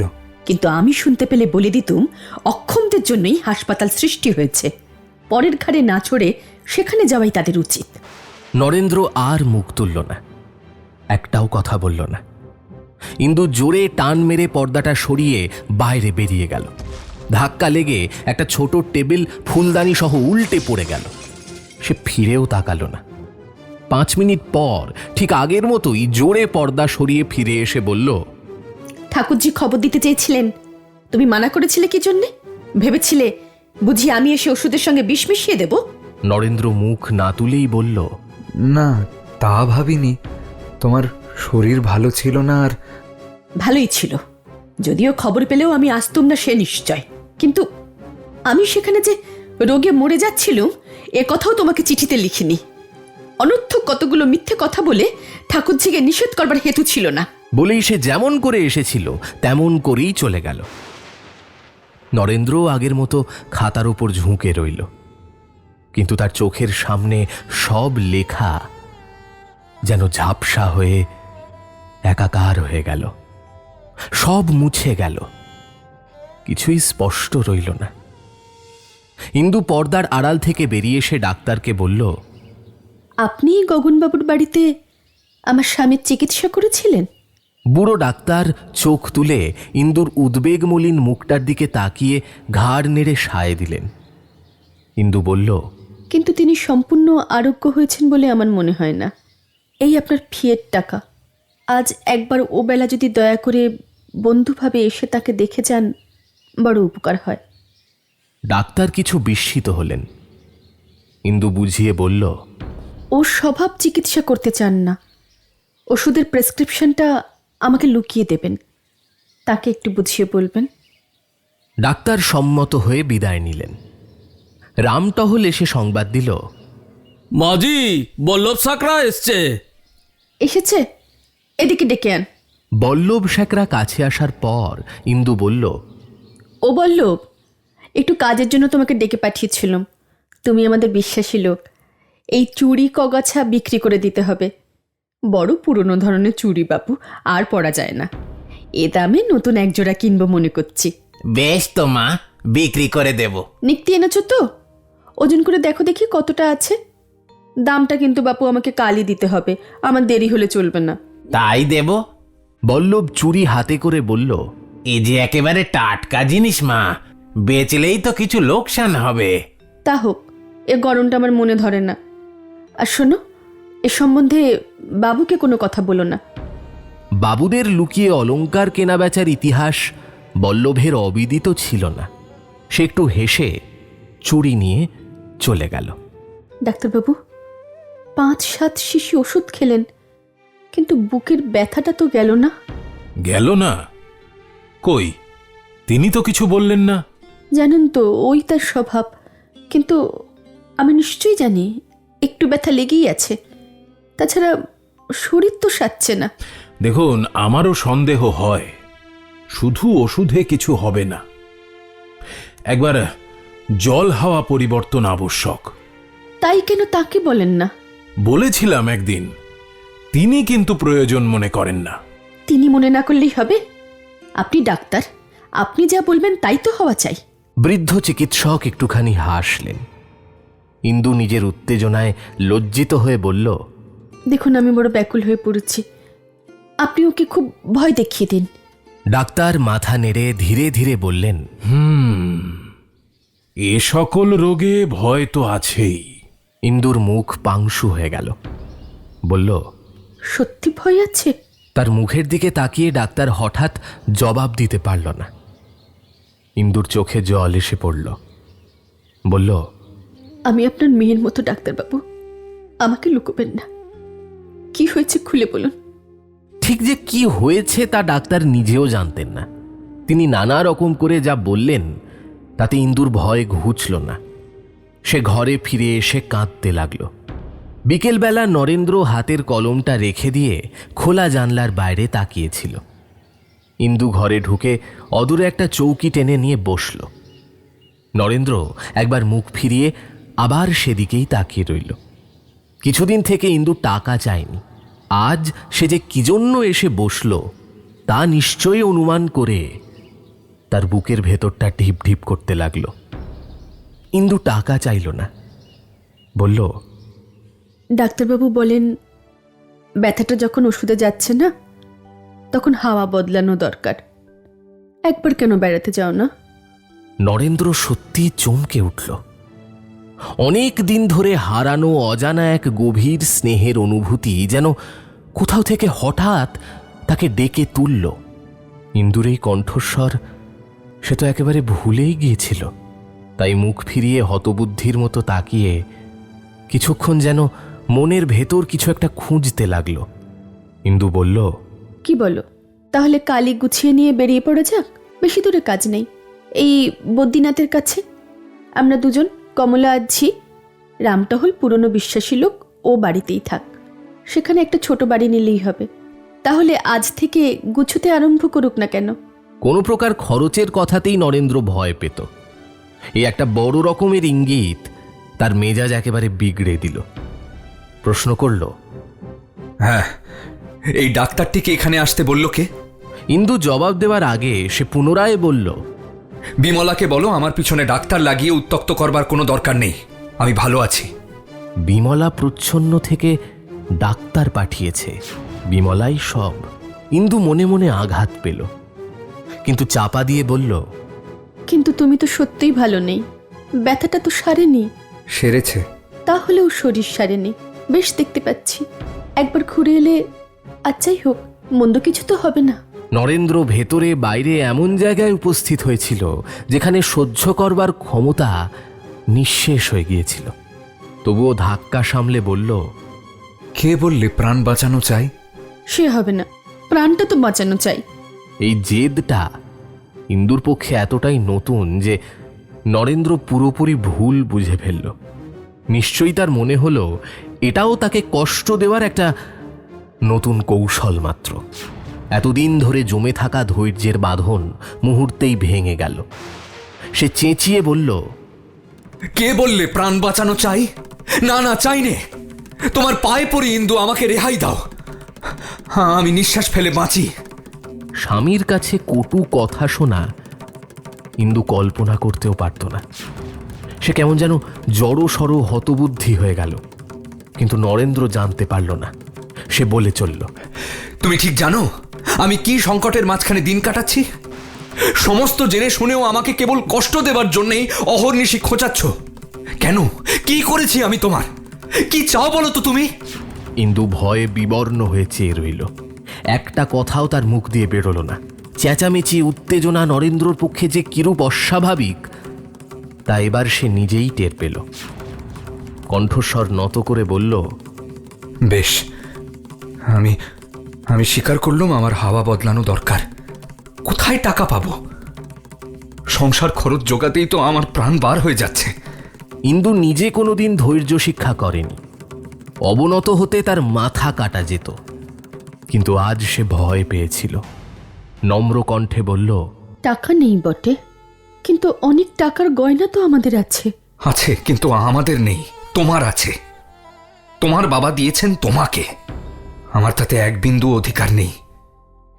এই কথা আমার চেয়ে তুমি নিজেই ঢের বেশি জানো। বেশ, তা না না, আমি নগদ টাকা দিচ্ছি। কোথায় পেলে? সংসার খরচ থেকে বাঁচিয়েছ? এটা চুড়ি বিক্রির টাকা। ইন্দু সহজে মিথ্যে বলতে পারত না, এতে তার বড় অপমান বোধ হতো। আজ কিন্তু সে মিথ্যে বলল। নরেন্দ্রর মুখের ভাব ভয়ানক কঠিন হল। ধীরে ধীরে সে বলল, তাহলে রেখে দাও, তুমি ওই দিয়ে গয়না গড়িও। আমার বুকের অনেক রক্ত জল করে যা জমা হয়েছে তা আমি এভাবে নষ্ট হতে দিতে পারবো না। কিন্তু কখনো তোমাকে কটু কথা বলিনি, চিরদিনই আমি শুনে আসছি।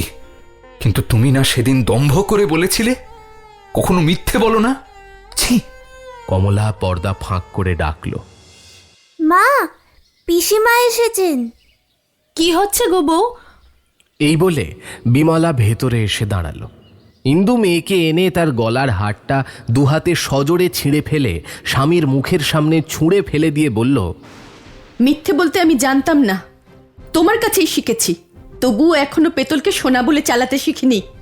যে স্ত্রীকে ঠকায়, নিজের মেয়েকে ঠকায়, তার আর কি বাকি থাকে? সে অপরকে মিথ্যাবাদী বলে কি করে? নরেন্দ্র ছিন্ন হাতটা তুলে প্রশ্ন করল, কি করে জানলে পেতল? তুমি যাচাই করিয়েছ? তোমার বোনকে যাচাই করে দেখতে বলো। বলে সে দু চোখ রাঙিয়ে বিমলার দিকে তাকালো। বিমলা দুপা পিছিয়ে গিয়ে বলল, ও আমার কাজ নয় বউ।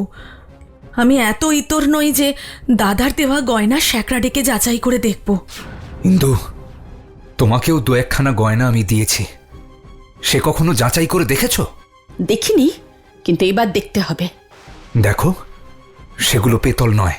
বোনের মুখের দিকে তাকিয়ে হাতটা দেখিয়ে নরেন্দ্র বলল, এটা সোনা নয় বোন, পেতলই বটে।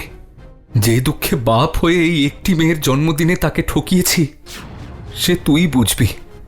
তবু মেয়েকে ঠকাতে পেরেছি, কিন্তু নিজের স্ত্রীকে আমি ঠকাতে সাহস করিনি। কথা শোনো বউ, একবার পায়ে হাত দিয়ে তার কাছে ক্ষমা চেয়ে নাও গে। কেন? কি দুঃখে? আমার মাথা কেটে ফেললেও আমি তা পারবো না ঠাকুরজি। কেন পারবে না? বলি, স্বামীর পায়ে হাত দিতে লজ্জা কি? হ্যাঁ, বেশ তো, তোমার দোষ না হয় নেই, কিন্তু তাকে প্রসন্ন করা যে সকল কাজের বড়। না, আমার তা নয়। ভগবানের কাছে খাঁটি থাকাই আমার সকল কাজের বড়। যতক্ষণ অপরাধ না করছি ততক্ষণ আর কিছুই ভয় করি নে। বউ, এসব পাকামির কথা না আমরাও জানি, তখন কিছুই কোনো কাজে আসবে না বলে দিচ্ছি। চোখ বুঝে বিপদ এড়ানো যায় না। দাদা সত্যিই তোমার ওপর বিরক্ত হয়ে উঠেছেন। তার ইচ্ছে। বিমলা মনে মনে অত্যন্ত জ্বলে উঠল। বলল, সেই ইচ্ছে টের পাবে যেদিন সর্বনাশ হবে। দাদা যেমন নিরীহ তেমনই কঠিন। তার এদিকটা দেখেছ, ওদিকটা এখনো দেখতে তোমার বাকি আছে, তা বলে দিচ্ছি। আচ্ছা, দেখতে পেলে তোমাকে খবর দিয়ে আসবো। বিমলা আর কিছু বলল না। খানিকক্ষণ চুপ করে থেকে একটা নিঃশ্বাস ফেলে ধীরে ধীরে বলল, তা তো সত্যি, বিশ্বাস হয় না বটে। স্বামীর স্নেহে বঞ্চিত হব, কিন্তু সে মানুষ যে দাদা নয়। অসুখের সময় তাকে ভালো করে চিনেছি। বুকের কপাট তার একবার বন্ধ হয়ে গেলে আর খোলা যাবে না। এবার ইন্দু মুখ গম্ভীর করল। বলল, খোলা না পাই বাইরেই থাকবো? খুলে দেবার জন্য তার পায়ে ধরেও সাধবো না, তোমাকেও সুপারিশ করতে ডাকবো না। ও কি রাগ করে চললে নাকি? বিমলা দাঁড়িয়ে উঠে বলল, রাগ নয়, দুঃখ করে যাচ্ছি। বউ, নিজের বোনের চেয়েও না তোমাকে বেশি ভালোবেসেছি বলেই প্রাণটা কেঁদে কেঁদে ওঠে। দাদা যে অমন করে বলতে পারেন, আমি চোখে না দেখে গেলে বিশ্বাসই করতুম না। অত বক্তৃতা আর কখনো তার মুখে শুনবে না। বক্তৃতা তো তুমিও কিছু কম করনি বউ, তবে তিনি যে আর কখনো করবেন না তা আমারও মনে হয়। এক কথা 100 বার বলার লোক তিনি নন। সেও বটে, তবে আর একটা গুরুতর কারণ ঘটেছে, যাতে আর কোনোদিন স্বপ্নেও চোখ রাঙাতে সাহস করবেন না। আমার বাবা চিঠি পেলুম, তিনি আমার নামে 10,000 টাকা উইল করে দিয়েছেন। কি বলে ঠাকুরজি, পায়ে ধরবার আর দরকার আছে বলে মনে হয়? বিমলার মুখ যেন আরো অন্ধকার হয়ে গেল। বলল, বউ, এর আগে কখনো তোমাকে তিনি চোখ রাঙাননি। যা করে তাকে ফেলে রেখে তুমি মেদিনীপুর গিয়েছিলে সে তো আমি জানি, কিন্তু তবুও জানো এতটুকু নিন্দে কোনোদিন তিনি তোমার করেননি। হাসি মুখে তোমার সমস্ত দোষ আমার কাছেও ঢেকে রেখেছিলেন। সে কি তোমার টাকার লোভে? হ্যাঁ বউ, শ্রদ্ধা ছাড়া ভালোবাসা থাকে না গো। যে জিনিস তুমি তেজ করে হেলায় হারাচ্ছ না, সেদিন টের পাবে যেদিন যথার্থই হারাবে। কিন্তু এই একটা কথা আমার মনে রেখো বউ, আমার দাদা অত নীচ নয়। আর না, সন্ধে হতে চায়, চললুম। কাল পরশু একবার সময় হলে আমাদের বাড়ি এসো না হয়। আচ্ছা। এই বলে ইন্দু পেছন পেছন সদর দরজা পর্যন্ত এসে পৌঁছল। তার মৃদু পায়ের শব্দ বিমলা শুনেও যেন না শোনার ভান করল। এটা ইন্দু ঠিকই বুঝতে পারল।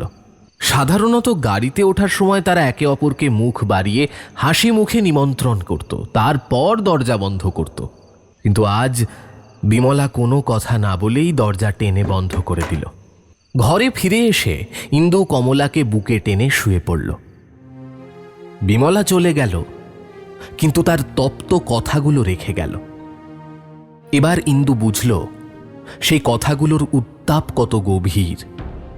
সেই উত্তাপে তার অহংকারের শক্ত বরফ গলতে গলতে একেবারে ভেসে যেতে লাগলো। আর সেই গলনের স্রোতে এক এক করে তার চোখে ধরা পড়তে লাগলো কত কাদামাটি, আবর্জনা, কত কর্কশ কঠিন পাথরের খণ্ড, যা এতদিন তার দৃষ্টির বাইরে ছিল, বরফের তলায় লুকিয়ে ছিল।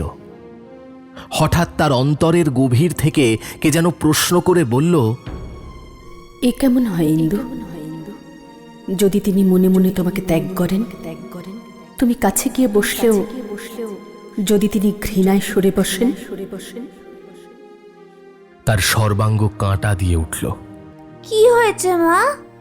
ইন্দু তাকে সজোরে বুকে চেপে ধরে তার মুখে চুমু খেয়ে বলল, তোর পিসিমা এত ভয় দেখাতেও পারে? কিসের ভয় মা? ইন্দু আরেকটি চুমু খেয়ে বলল, কিছু না মা, সব মিথ্যে, সব মিথ্যে। যা তো মা, দেখে আয় তো তোর বাবা কি করছেন। মেয়ে ছুটে চলে গেল। আজ দুদিন স্বামী স্ত্রীতে একটাও কথা হয়নি। কমলা ফিরে এসে বলল, বাবা চুপ করে শুয়ে আছেন। চুপ করে? আচ্ছা তুই শুয়ে থাক মা, আমি দেখে আসি। বলে ইন্দু নিজেই চলে গেল। পর্দার ফাঁক দিয়ে দেখল ঠিক তাই। তিনি উপরের দিকে চেয়ে সোফায় শুয়ে আছেন। মিনিট 5-6 দাঁড়িয়ে থেকে দেখে ইন্দু ফিরে এলো। আজ ঘরে ঢোকার সাহস হলো না। এ দেখে নিজেই সে খুব অবাক হয়ে গেল। কমলা, তোর বাবার বোধহয় খুব মাথা ধরেছে। যা মা, বসে বসে একটু মাথায় হাত বুলিয়ে দেগে। মেয়েকে পাঠিয়ে দিয়ে ইন্দু নিজে আড়ালে দাঁড়িয়ে উদ্গ্রীব হয়ে দুজনের কথাবার্তা শুনতে লাগলো। কেন এত মাথা ধরেছে বাবা? কই, ধরেনি তো মা। মা বললেন যে খুব ধরেছে। পিতা কিছুক্ষণ চুপ করে কন্যার মুখের দিকে তাকিয়ে রইলেন। একটু পরে বললেন, তোমার মা জানে না। পর্দা ঠেলে ইন্দু সহজভাবে ঘরে ঢুকল। টেবিলের আলোটা কমিয়ে দিয়ে বলল, রোগা শরীরে এত পরিশ্রম কি সহ্য হয়? যা তো মা কমলা, ও ঘর থেকে ওডিকোলনের শিশিটা নিয়ে আয়, আর রামটহলকে একটু বরফ কিনে আনতে বলে দে। মেয়েকে তুলে দিয়ে শিয়রে এসে বসল। চুলের মধ্যে হাত দিয়ে বলল, আগুন উঠছে যেন। নরেন্দ্র চোখ বুজে রইল, কিছুই বলল না। ইন্দু নীরবে তার মাথায় হাত বুলিয়ে দিতে দিতে ঈষৎ ঝুঁকে সস্নেহ কণ্ঠে জিজ্ঞাসা করল, আজ বুকের ব্যথাটা কেমন আছে? তেমনই। তবে এই যে রাগ করে দুদিন ওষুধ খেলে না, বেড়ে গেলে কি হবে বলো তো? আমার শরীরটা ভালো নেই, আমি একটু চুপ করে থাকতে চাই ইন্দু। এই কথার এই জবাব? ইন্দু তড়িৎ বেগে উঠে দাঁড়িয়ে বলল, তাই থাকো, আমার ঘাট হয়েছে, তোমার ঘরে ঢুকেছিলাম। দরজার কাছে এসে হঠাৎ দাঁড়িয়ে বলল, নিজের প্রাণটা নষ্ট করে আমাকে শাস্তি দিতে পারবে না। এই চিঠিখানা পড়ে দেখো, বাবা আমাকে 10,000 টাকা উইল করে দিয়েছেন। বলেই বাঁ হাতের চিঠিটা সোফার দিকে ছুঁড়ে ফেলে দিয়ে ইন্দু বাইরে এসে দাঁড়ালো। তারপর মুখে আঁচল গুজে কান্না চেপে রাখতে রাখতে নিজের ঘরে ঢুকে দরজা বন্ধ করে শুয়ে পড়ল। কথা সহ্য করা, পরাজয় মেনে নেওয়া, এসব সে শেখেনি, অনেক নারী শেখে না। তাই আজ তার সমস্ত শুভ ইচ্ছে, সমস্ত সাধু সংকল্প ব্যর্থ হয়ে গেল। সে কি করতে গিয়েছিল আর কি করে শেষমেশ ফিরে এলো, নিজেই বুঝতে পারল না। ওকে ঠাকুরজি, তোমরা কাঁদছিলে নাকি? চোখ দুটি তোমাদের যে জবা ফুল হয়েছে। অম্বিকাবাবুর স্ত্রী শুনছিলেন এবং বিমলা উপুর হয়ে বই পড়ছিল। ধর্মর করে উঠে বসে চোখ মুছে হাসল। বিমলা বলল, দুর্গামণির দুঃখে বুক ফেটে যায়, তাই না বউ? কে দুর্গামণি? ন্যাকা সেজো না বউ। জানো না কে দুর্গামণি? চারিদিকে যে এত সুখ্যাতি বেরিয়েছে তা ঠিক বটে।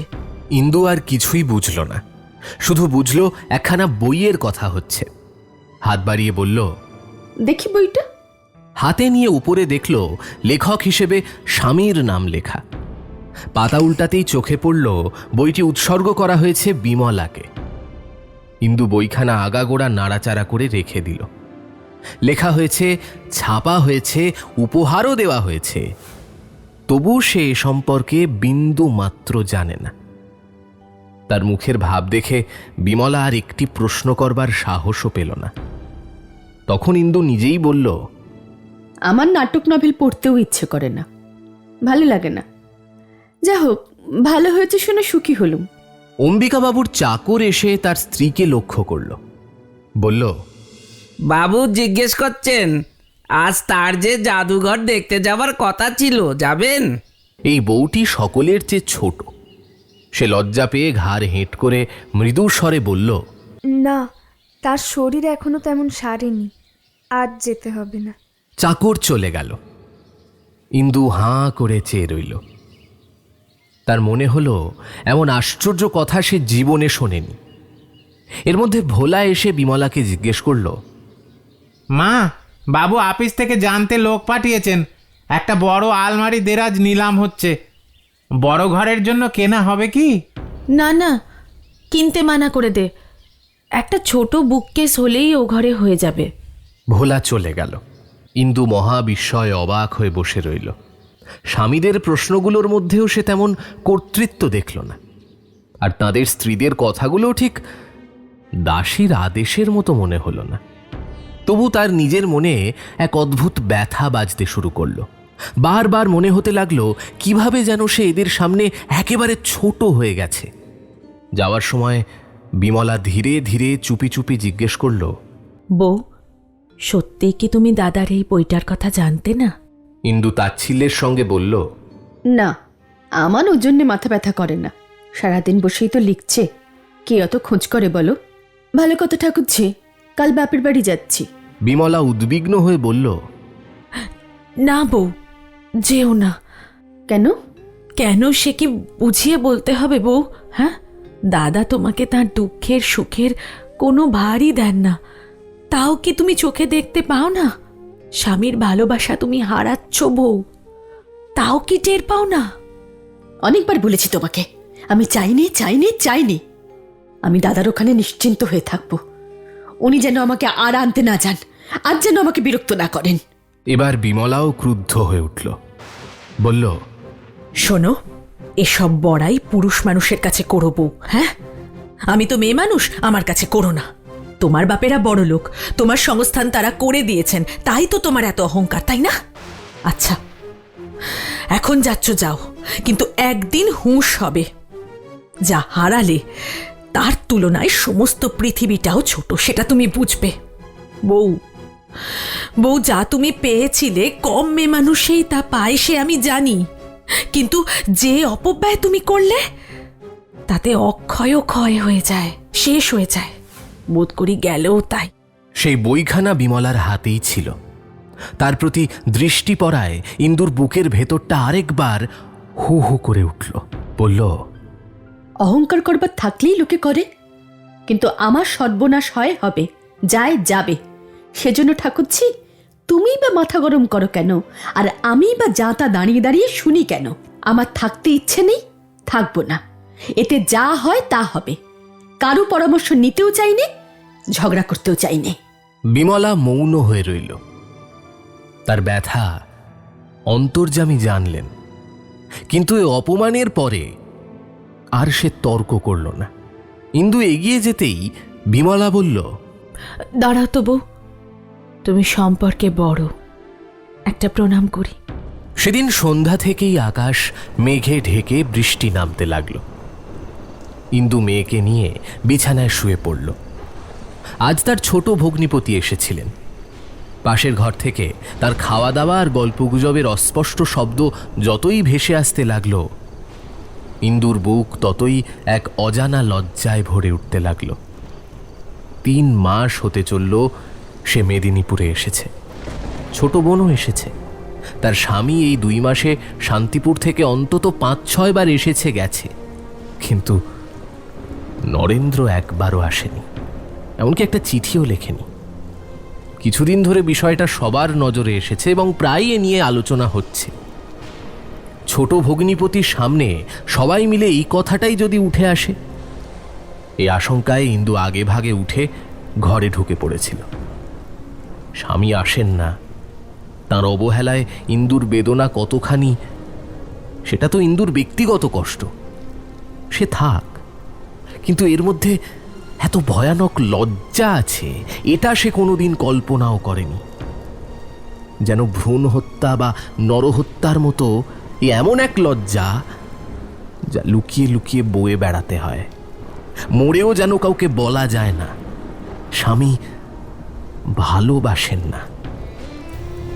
এতদিন স্বামীর ঘরে স্বামীর পাশে বসে তাকে আঁকড়ে ধরে নিজের সম্মান আর মর্যাদা টিকিয়ে রাখতে সে সর্বদা ব্যস্ত ছিল, কিন্তু এখন পরের ঘরে চোখের আড়ালে সব কিছুই ভেঙে পড়ছে। সে কোন উপায়ে তা টিকিয়ে রাখবে? আজ ভগিনীপতি আসার পর থেকে যার চোখেই সে পড়েছে তার মনে হয়েছে যেন সবাই তাকে করুণা করছে। কেউ যদি কমলাকে তার বাবার কথা জিজ্ঞেস করে, ইন্দুর মনে হয় লজ্জায় মরেই যাবে।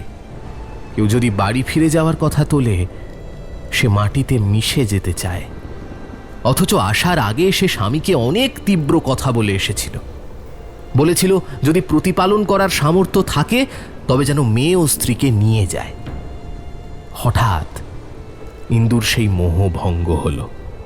কমলা, কাঁদছিস কেন মা? ইন্দুর বুকের ওপর যেন হাতুড়ির ঘা পড়ল। সে মেয়েকে প্রাণপণে বুকে জড়িয়ে ধরে ফুঁপিয়ে কাঁদতে লাগল। বাইরে প্রবল বৃষ্টি তার লজ্জা ঢেকে দিল। কমলা ছাড়া আর কেউ সেই কান্না শুনতে পেল না। মাই কি শিখিয়ে দিয়েছে কে জানে। পরদিন সকাল থেকেই কমলা বাবার কাছে যাওয়ার বায়না ধরল। শুরুতে ইন্দু অনেক রাগ করলো, চেঁচামেচিও করলো, কিন্তু শেষে দাদার কাছে গিয়ে বলল, কমলা কিছুতেই থামে না, কলকাতা যেতে চায়। থামাবার দরকার কি বোন? কাল সকালেই তাকে নিয়ে যা। কেমন আছে নরেন? সে তো আর আমাকে চিঠিপত্র লেখে না, তা তোকে লেখে তো। ভালো আছে তো? আছেন।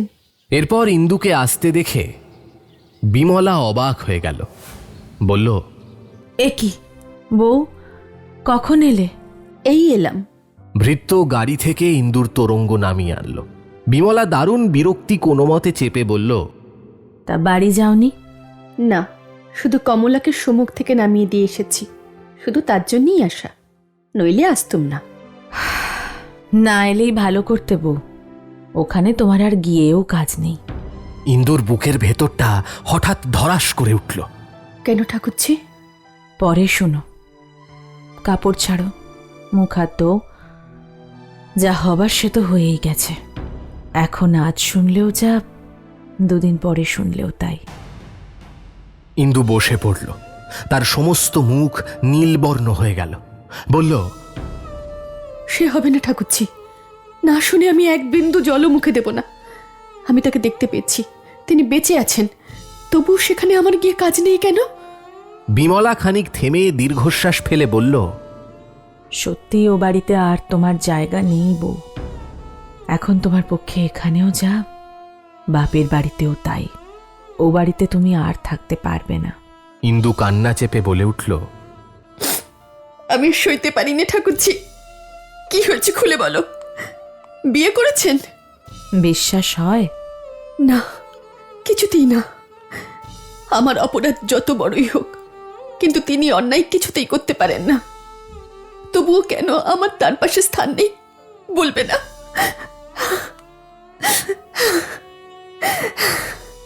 বলতে বলতে তার দু চোখ বেয়ে ঝরঝর করে জল পড়তে লাগলো। বিমলার নিজের চোখও ভিজে এলো, কিন্তু অশ্রু ঝরল না। বলল,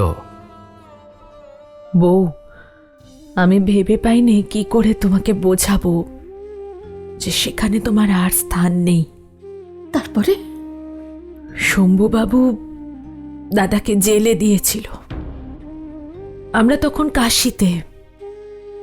শম্ভুবাবু টাকা জোগাড় করবার দুদিন সময় দেন, কিন্তু 4,000 টাকা জোগাড় করা আর হয়ে ওঠে না। ধরে নিয়ে যাবার পরে দাদা ভোলাকে আমার কাছে কাশিতে পাঠিয়ে দেন, কিন্তু আমরা ততক্ষণে এলাহাবাদ চলে যাই। সে ফিরে আসে, আবার যায়, ওই রকম করে 10 দিন দেরি হয়ে যায়। তারপর আমি এখানে এসে পড়ি। আমার কাছেও নগদ টাকা ছিল না। আমার গয়নাগুলো বাঁধা দিয়ে 11 দিনের দিন দাদাকে বার করে নিয়ে আসি। তোমারও তো 4-5 হাজার টাকার গয়না আছে বউ। মেদিনীপুরও তো দূর নয়। তোমাকে খবর দিতে পারলে এসব কিছুই হতে পারতো না। দাদা বরং 10 দিন জেলে ভোগ করলেন, কিন্তু তোমার কাছে হাত পাতলেন না। আর তোমার তার কাছে গিয়ে কি হবে বলো? অনেক সুখই তো তাকে তুমি দিলে। এবার মুক্তি দাও, তিনিও বাঁচুন, তুমিও বাঁচো। ইন্দু এক মুহূর্ত মাথা হেঁট করে বসে রইল। তারপর একে একে গায়ের সমস্ত অলংকার খুলে ফেলে বিমলার কাছে ধরিয়ে দিয়ে বলল, এই নিয়ে তোমার নিজের জিনিস উদ্ধার করে এনো ঠাকুরজি। আমি তার কাছেই চললাম। তুমি বলছো স্থান হবে না, কিন্তু আমি বলছি এইবারেই আমার তার পাশে যথার্থ স্থান হবে। যা এতদিন আমাকে আলাদা করে রেখেছিল, এখন তাই তোমার কাছে ফেলে দিয়ে আমি নিজে স্থান নিতে চললুম। কাল একবার যেও ভাই, গিয়ে তোমার দাদা আর বউকে দেখে এসো। আমি চললুম। বলে ইন্দু গাড়ির জন্য অপেক্ষা না করেই বেরিয়ে গেল। ওরে ভোলা, ভোলা একটু সঙ্গে যা। বলে বিমলা চোখ মুছে পিছনে পিছনে দরজার কাছে এসে দাঁড়ালো।